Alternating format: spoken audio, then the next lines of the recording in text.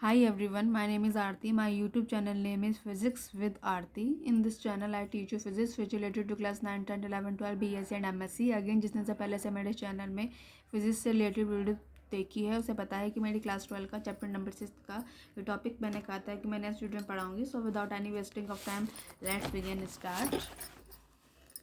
Unit of work. What is the unit of work? क्या होती है unit of work? Most important. इससे W S चूँकि हम जानते हैं W is to F S. W is to F S कैसे आया? इससे वीडियो चैनल अपलोड कर चुकी हूँ, जिसे नहीं जाकर देखिए जाकर देख सकते हैं. 1 unit of work equal to 1 unit force into 1 unit distance होता है. ठीक. यदि हमें जो यूनिट ऑफ वर्क निकालनी हो तो 1 यूनिट वर्क किसके बराबर होगा? 1 unit force multiply 1 unit distance के. दस हम क्या कह सकते हैं? जो यूनिट ऑफ वर्क है is the amount of work done. Unit of work तब माना जाता है व्हेन यूनिट फोर्स डिस्प्लेस करता है बॉडी को थ्रू यूनिट डिस्टेंस में in the direction of the force में, फोर्स की ही डायरेक्शन में. ठीक. अब हम निकालेंगे absolute unit of work. Absolute unit of work most important as a 12 class purpose. Absolute unit of work क्या होती है? Work done is said to be 1 absolute unit. तब कहा जाता है absolute unit if an absolute unit of force, यदि absolute unit of force को displace करता है बॉडी को थ्रू अ यूनिट डिस्टेंस में in the direction of the force, force की ही डायरेक्शन में. ठीक. तो ये होती है हमारी एब्सोल्यूट यूनिट ऑफ वर्क. अब हम इसकी वैल्यू निकालेंगे कि एब्सोल्यूट यूनिट ऑफ वर्क की वैल्यू क्या होती है. It is the absolute unit of work. ये एब्सोल्यूट यूनिट ऑफ वर्क होती है. क्या होती है? Joule. Joule. It is the absolute unit of work in SI में, नेम्ड आफ्टर ब्रिटिश के फिजिकिस्ट जेम्स प्रिस्कॉट जूल ने 1819 से 1869 में इस absolute unit of work mean joule को डिस्कवर किया था. 1 जूल ऑफ वर्क, जो 1 जूल ऑफ वर्क तब कहा जाता है said to be done when a force of 1 newton, जब फोर्स 1 न्यूटन का डिस्प्लेस करता है बॉडी को थ्रू 1 डिस्टेंस में और 1 मीटर में. 1 मीटर होना चाहिए इन इट्स ऑन डायरेक्शन, अपने डायरेक्शन में. 1 जूल की वैल्यू क्या होती है? 1 न्यूटन मल्टीप्लाई 1 मीटर, या 1 जूल कहिए 1 न्यूटन मीटर. अब उसके बाद आता है अर्ग. अर्ग किस में होती है? अर्ग होती है हमारी CGS में. It is the absolute unit of work. Absolute unit of work होती है इन CGS सिस्टम में. Work 1 erg of work, 1 erg of work is said to be done if a force of 1 dyne displace a body, body को displace करता है through a distance of 1 centimetre, 1 centimetre में in its out direction, उसकी direction on होनी चाहिए. 1 erg की value 1 dyne into multiply 1 centimetre. क्यों? क्योंकि 1 डाइन किसकी है? फोर्स की. कब? CGS सिस्टम में. 1 सेंटीमीटर किसकी है? डिस्टेंस की. कब? जब डिस्टेंस है हमारी CGS सिस्टम में. अब हम यहाँ पे निकालेंगे अपना relation. Relation between joule and erg का क्या होता है?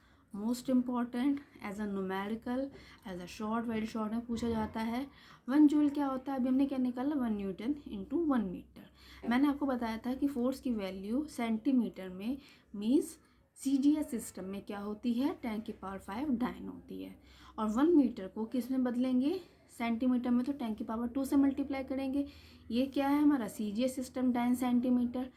और 5 और 2 कितने हो गए? 7. और 10 की पावर 7 10 सेंटीमीटर. और अभी के बजाय 10 सेंटीमीटर किसके बराबर होता है? अर्ग के. तो 10 की पावर 7 अर्ग आ गया. तो ये किसकी वैल्यू आ गई? 1 जूल इंटू 10 की पावर 7 अर्ग. Most important. अब हम निकालेंगे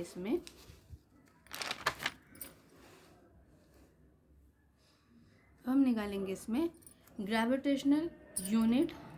ग्रेविटेशनल यूनिट ऑफ वर्क क्या होती है? Work is said to be 1 gravitational unit कहा जाता है इफ़ अ ग्रेविटेशनल यूनिट, यदि gravitational unit of force displace कर रही है बॉडी को थ्रू 1 यूनिट डिस्टेंस में in the direction of the force, force की ही डायरेक्शन में. अब मैं ग्रेविटेशनल यूनिट ऑफ वर्क निकाल के दिखाऊंगी. जो मेरी पहली है वो क्या है? Kilogram metre. It is the gravitational unit. ये ग्रेविटेशनल यूनिट है ऑफ वर्क की. किस में? SI सिस्टम में. और 1 kilogram metre of work is said to be done माना जाता है when a force of 1 kilogram weight, force क्या है 1 किलोग्राम वेट, ठीक, डिस्प्लेस करता है बॉडी को थ्रू 1 मीटर में इन इट्स ऑन डायरेक्शन, अपनी ही डायरेक्शन में। 1 किलोग्राम मीटर क्या हुआ, 1 kilogram weight into 1 metre. F equals to क्या होता है, एम जी होता है। एम की वैल्यू क्या लिखी 1 किलोग्राम, क्योंकि ये रही। अगर मैं ऐसा सिस्टम में जी की वैल्यू पर बात करूँ 9.8 मल्टीप्लाई करके क्या गया 9.8 न्यूटन, ये रहा 9.8 न्यूटन मल्टीप्लाई 1 मीटर, किस में, एसआई सिस्टम में। फिर क्या आ गया, ये न्यूटन मीटर क्या बताता है, जूल, तो 1 किलोग्राम मीटर इक्वल टू क्या हो गया 9.8 जूल। ये मेरी पहली ग्रेविटेशनल यूनिट हुई। अब मेरी जो सेकंड होती है वो होगी मेरी ग्राम सेंटीमीटर। तो ग्राम सेंटीमीटर में क्या होता है कि it is a gravitational unit of force, ये ग्रेविटेशनल यूनिट ऑफ फोर्स होती है इन सीजीएस सिस्टम में।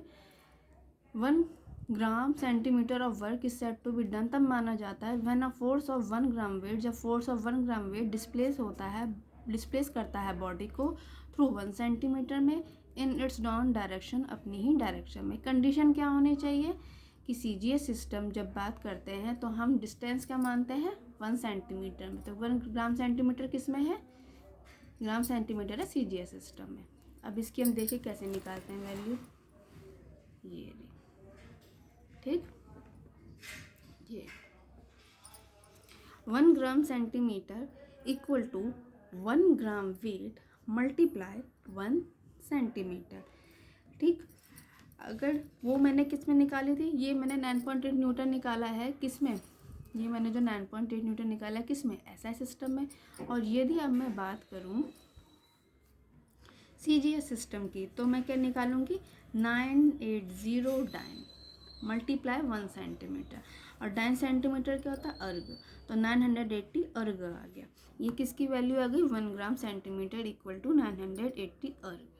ये 9.8 न्यूटन किस में था, एसआई में, और ये 980 डाइन सेंटीमीटर किस में है, सीजीएस में। ये देखो सीजीएस बताया मैंने आपको भी सीजीएस में, ठीक। तो सीजीएस में क्या है 980 डाइन सेंटीमीटर। तो ये हमारी हो गई gravitational unit of work energy. इस टॉपिक को करेंगे अपनी नेक्स्ट वीडियो में। अगेन मैंने जितना आपको पढ़ा दिया है उस वीडियो में कोई भी डाउट पूछना हो कमेंट बॉक्स पे कमेंट कर सकते हैं। मेरी 100% कोशिश रहेगी कि मैं आपकी प्रॉब्लम का सोल्यूशन कर सकूं जो फिजिक्स से रिलेटेड है। इसके अलावा एक यदि कोई 9, 10, 11, 12 बीएससी एमएससी के स्टूडेंट भी सुन रहे हो नहीं फिजिक्स से रिलेटेड कोई डाउट पूछना हो तो भी कमेंट बॉक्स में कमेंट कर सकते हैं। मेरी 100% कोशिश रहेगी कि उनकी प्रॉब्लम का सोल्यूशन कर सकूँ जो फिजिक्स से रिलेटेड है। Again please subscribe my channel, क्योंकि यदि आप मेरे चैनल को सब्सक्राइब करेंगे तो मुझे मोटिवेशन मिलेगा और मैं फिजिक्स से रिलेटेड वीडियो चैनल में अपलोड करती रहूँगी। Because notes are most important.